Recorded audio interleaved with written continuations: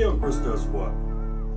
Danielle and I are going to talk a little bit about buying a house, what to expect, budgeting that house, and how not to be house poor and the different loan options you have. Mm-hmm. She's more of an expert than I am. Not really. Just kind of do a lot of stuff with finances. So she does all the taxes, finances, all that stuff. So she's our little CFO here in the house. Jack of all trades. Jack of all trades. But one thing when buying a house, you definitely don't want to be house poor. No. And the thing is, the bank approves you for X amount of loan. Say you're looking at you get approved for $200,000. So, and that is the max house you can buy. Well, you don't want to really spend $200,000 because if you're just making enough just to pay the mortgage, then you're going to be working to live in the house. There is not going to be any fun because there's other things that come along that you're not expecting when buying the house, like taxes, and they raise the taxes of the house. Your PI insurance. Mm-hmm. If you depending on where you live, you may have flood insurance or other things like that.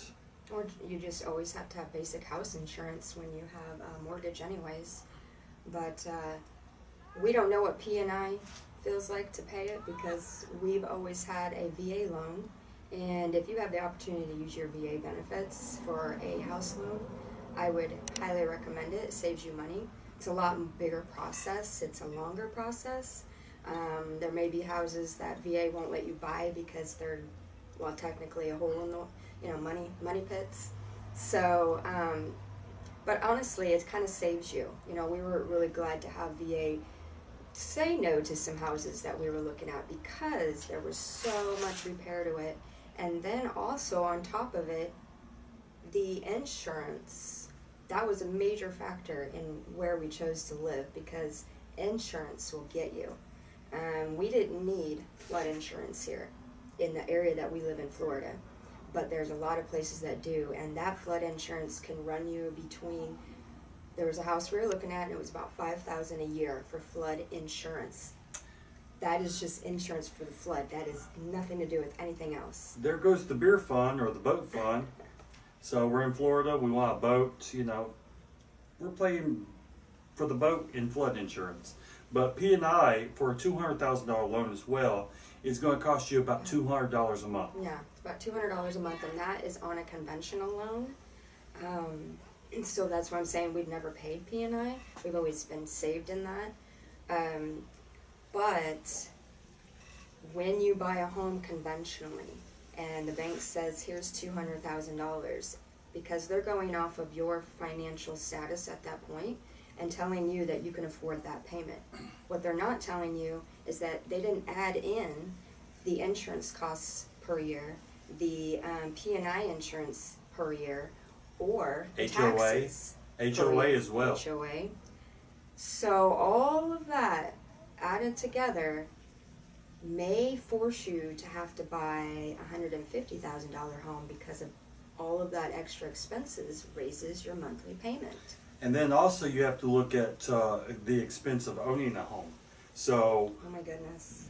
Our first year in this house, we redid the water system, which was on us, but the water here didn't smell good. Helped our pipes. It was great. And the water didn't smell good. No, it kind didn't of yucky. smell good. And we had to replace our AC unit, which was a huge expense. And so all these factors come into play, along with, you're now working to pay for this house if you buy at the top of your budget. So you have to maintain a car, and car insurance, car maintenance, things like that. That eats into your beer fund, which is not fun. He's all about the beer fund. You gotta have the beer fund.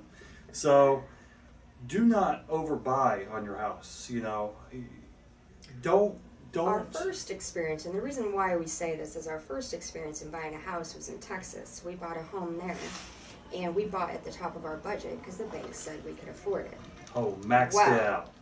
The next year, when the taxes finally caught up with us, because you don't pay taxes that first year when you get into your home, And all of a sudden we got this bill and it was double the payment every month. We could not afford that. We had to take our tax return to pay off the overage just so we can afford the payment every month. And then as we went on through the years, we stayed in that house for 13 years and our income went up, but our house payment did not. Yeah, so, you know, we were at the top of our budget when we bought that house, but we were also so young when we bought that house that we're still moving up in our careers. But now, if I bought at the top of my budget, I'm old. I think I'm peaked out. So they would probably, my income is probably going to go this way, not up. It's going to, you know, going down. Not that old. Old. Balding and old. So. But that's what the house in Texas did to us. And so when we moved to Florida, we knew that we would never do that again. And that we had a budget. And the budget was actually, it had to include, it was a monthly budget. We did not have a budget. We did have a budget on the house, yes. But we were setting a monthly budget for ourselves, knowing what we could afford to pay in a mortgage, including the taxes and the insurance monthly with the escrow, because that's what you pay in escrow. So we knew what we could afford every month, and that is what bought us the house that we didn't really think we could afford, because we went out into an area where the taxes were a lot lower, like half the cost. And it allowed us to get the home that we actually really wanted and needed. But we got approved for a lot more than what this house cost. They were crazy what they said we could afford. I was looking at them going, how in the heck can we afford that? There's no way. I wouldn't be able to eat. Well, family wouldn't be able to eat. It was horrible. I was like, you are approving people for loans like this when they think they can afford it and they can't because the bank said they can? Yeah. Do your own budget, people. Do your own budget. Yes. And have a lot of budget cushion, because you want to do things like invest or have a vacation or beer fun. We're not having one this year. Sad. Well, we're doing the boat. Check out Big Dreams Part 2. We're restoring a boat. So well, it's Part 1 actually. Part 1. I'm sorry. Part 2's later. But Part 2's going to be fun. I don't know when that's going to happen, but it's going to be fun. So, you know, just live within, you know, well within your means, because you never know what life will throw at you, and you want to be ready for all them hiccups that come along the way. And if you're going to own a home, you really do need to have set aside money for emergencies, and it should never be touched. It should be sitting there. Now, I'm not saying we've always done that, but since we've lived here, we have, and that's because there was too many hiccups when we lived in Texas where we didn't budget something, it came up. Like, for instance, our AC went out one time, and it cost us $500 to get it repaired. We didn't have that money. We were living way beyond our means. Paycheck to paycheck. Yeah, so that kind of stuff is, I mean, I know it's $500 doesn't seem like a lot, but it is when you have kids and you got to pull that somewhere because you need AC or heat, right? So that now living here, we have definitely made sure that we have a fund for emergencies for the house. we have a fund for emergencies. We have a fund for fun. We also, you know, invest, because we eventually someday want to retire, because like I said, I'm getting old and my pay's going down, and so I've got to offset what my value is, since I'm getting less valuable to the world because I'm old. We just want to live comfortably on the water. Yeah. On the water. And but whatever your dreams are, you know. Yeah. You can dream big. Yeah. Dream big, but don't be house poor. Don't be There's house no poor. point in it. I mean, think about stuff like, if you didn't buy at the top of your budget in that house, you could afford, like, I don't know, a boat. You could afford a vacation home, maybe. You can afford.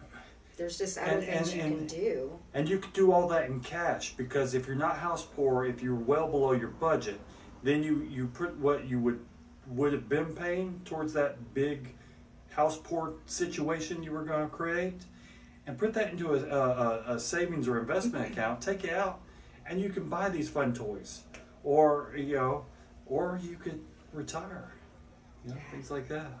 Young. Who wants to be young? Me. Yes. So that's our 2 cents on buying a home. And don't buy a tiny home because they're way Oh my overpriced. gosh, just don't do it. Unless you're going to travel around with it or something. That would be an RV, not a tiny home. I know, right?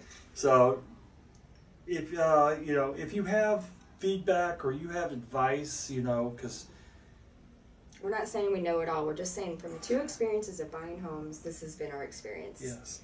So if you have feedback or want to leave comments below, do that because we're always learning and we're always improving. So you could help us improve. Hopefully this helps you. If not, I'm sorry. Maybe you're not in the market, but this is for people who are looking at different ways and what they should be buying, what they shouldn't be buying. And this is all we know. We don't. I can't tell you what we don't know. So leave it down below if you know something that we don't. That'd be awesome. And if you like this video, hit that like button. It's somewhere down there. Looks like that. And subscribe. Subscribe to our channel. Be sure to hit that little bell there. It goes ding-ling, so you get a reminder. He's so silly.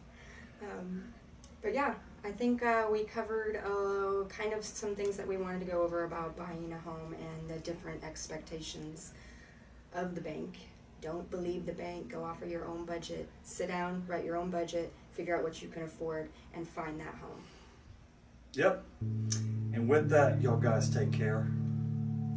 Peace out. Bye.